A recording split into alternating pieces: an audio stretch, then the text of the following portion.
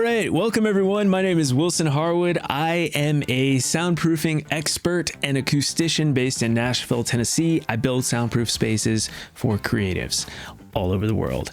Today, we're going to learn all about how to hang an acoustic cloud like the pros. I had the pleasure of installing my recently newly purchased acoustic cloud right above me right now with the super talented Alex McVey of McVey Acoustics here in Nashville.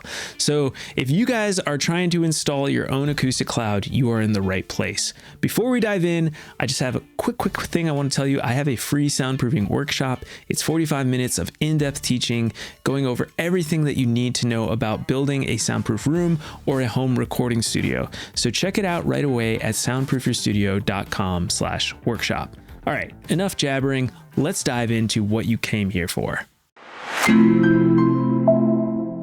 All right.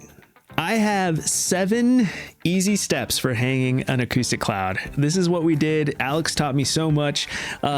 So I'm going to go over them right now. Step 1 is clean up the space. Don't do what I did. He showed up. I was like, hey man, I kind of like moved some things out of the way. I hope this is enough. He's like, no, dude, we got to put down this acoustic cloud directly on the floor where it needs to go. So I have an 8-foot by 8-foot cloud above me.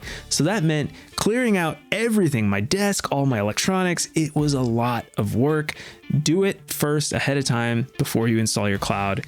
You will be grateful for that. It is very important part of this process. So self-explanatory, clean out the space. Number 2, so this cloud was ginormous. In fact, Alex said it was the biggest cloud he's ever made to date, which I feel slightly proud about, but needless to say, this is 2 4-foot by 8-foot clouds put together. There's really no way to do a one-size-fits-all 8-foot cloud. One, he was like, I'd need like a moving truck to get this here. So he had a trailer. So we put 2 of these clouds in his trailer. It was kind of disassembled. He had the fabric on it and the framing, as you can see in these videos, but he did not have the insulation in it, and it did not come with the beautiful wood trim that he did on it either. So what we did first is bring in each of them and we stacked them on top of each other vertically.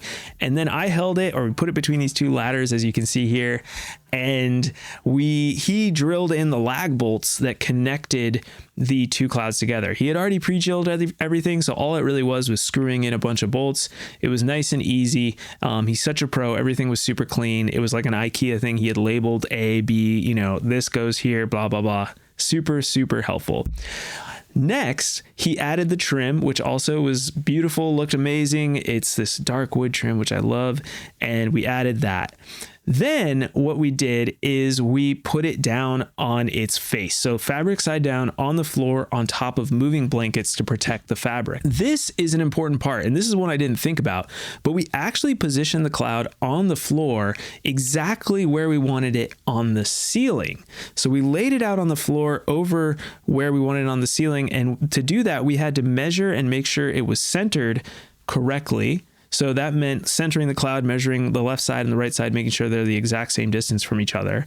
And then it also meant getting the cloud up to the front wall where we wanted it. Now, we decided to have it 9 inches off my front wall, which is super close. In a lot of my designs, I actually do 12 inches, but I really wanted this cloud. It's so big. It's 8 feet by 8 feet. I wanted it to really be up and over my monitor speakers. And I also knew in this new setup, I was going to experiment with pushing my monitors right up against the wall to help with speaker boundary interference response. So I knew that I wasn't going to have the acoustic treatment on the walls like I usually have on that front wall. So the cloud now sits over top of those monitors, and I'll talk about this at the end with the acoustics, like the difference in acoustics at the end of this video. But for now, just know that we measured off that front wall, and that's an important aspect here too. So let's say you finish that, you're all good. The next step, which is step 4, is you use a laser level. Now, this is a pro trick, is to get a laser level so that you can actually put it on the cloud where you have your eye screws going into the cloud, and you want to create a point directly above that on the ceiling. So think about it. Imagine there's a line from the ceiling down to the cloud on the floor, and you want that line to be perfectly level, perfectly straight, so that you can screw in a hole directly on the ceiling above the cloud.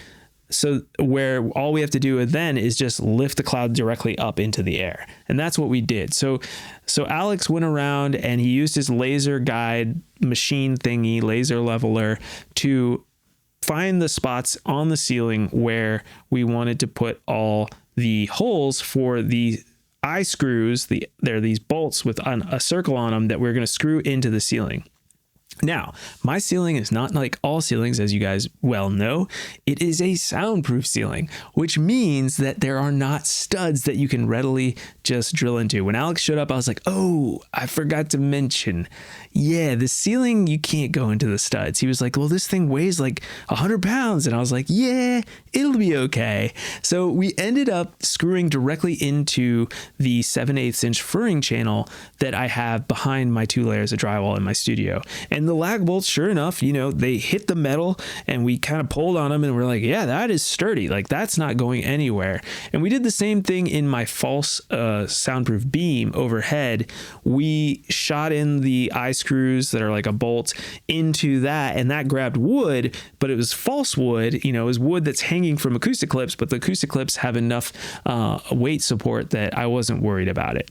So all in all, everything's good. You just got to shoot into your furring channel, not into your studs when you have a soundproof ceiling like that. Little soundproofing side note there for hanging your acoustic cloud. So once you have all that in, the next step is to put the chains on all of the bolts.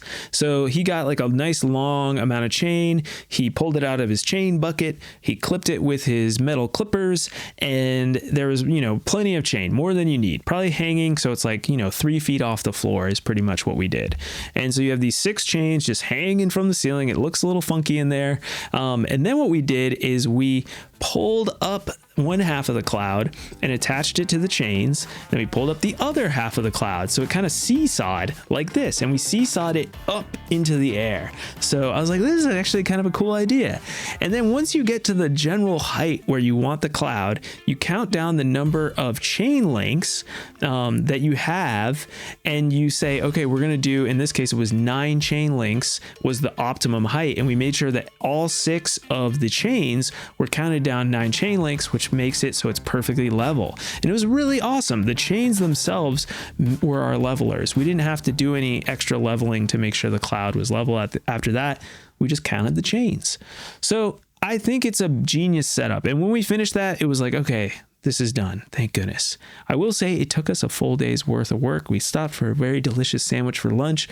But other than that, we worked our butts off that day. Maybe we talked a little too much. Maybe we enjoyed each other's company too much, but we definitely worked hard. And so don't underestimate how long it takes to hang these things, and leave it to the pros. If you've never done this, if you never hung a cloud before, it could take you even longer.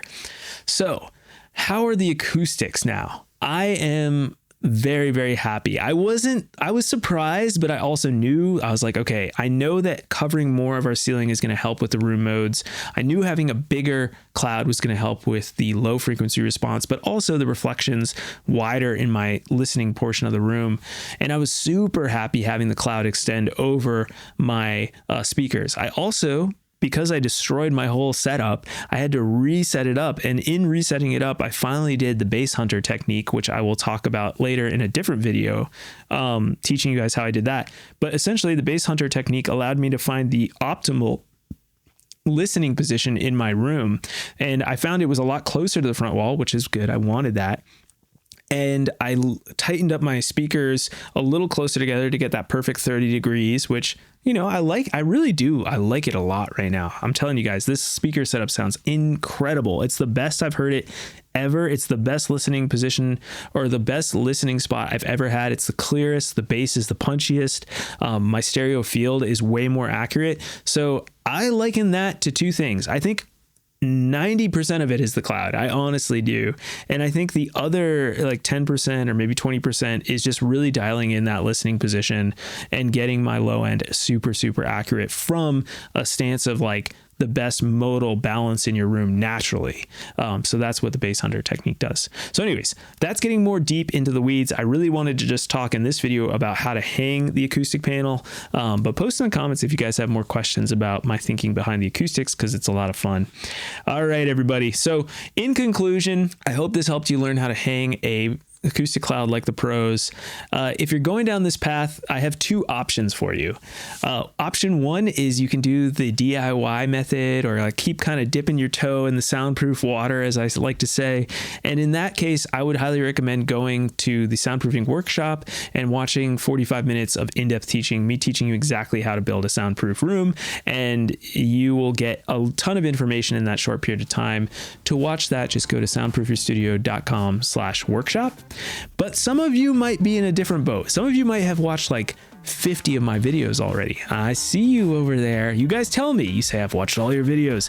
My mind is spinning. I don't know what to do. I'm in like decision paralysis, you know? And so if you're in that boat, if you're kind of like, man, it might be worth having a professional on my team, definitely reach out to sign up for a call with me. It's a Soundproof Clarity call. Just go to my website, soundproofyourstudio.com, click on the Soundproof Clarity call button, and you can sign up for a 30-minute Zoom call with me. I'd love to learn more about your project.